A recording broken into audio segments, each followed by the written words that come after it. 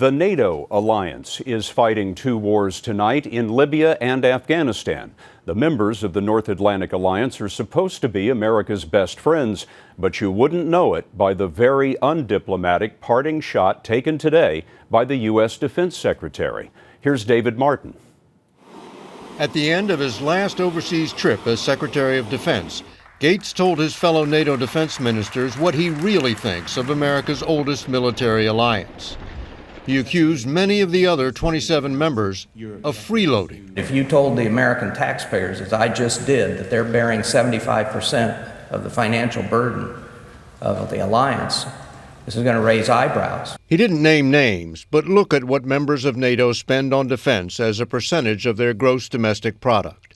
Most of them are between 1% and 2% of GDP, while the U.S. is up at 5.4%. The result, said Gates, is what is currently happening with the NATO air campaign in Libya. The mightiest military alliance in history is only 11 weeks into an operation against a poorly armed regime in a sparsely populated country. Yet many allies are beginning to run short of munitions, requiring the U.S. once more to make up the difference.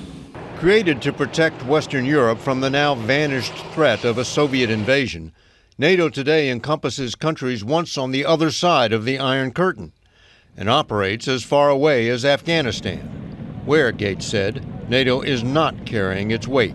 Some countries put restrictions on what kind of operations they will perform and decide for themselves when they will leave.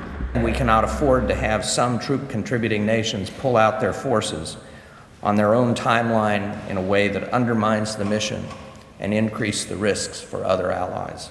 All of Gates' complaints have been heard before, but coming so bluntly from someone of his stature, it amounts to saying the emperor has no clothes.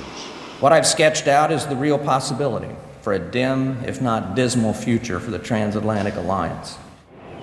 With just 3 weeks left as Secretary of Defense, Robert Gates is at last free to speak his mind.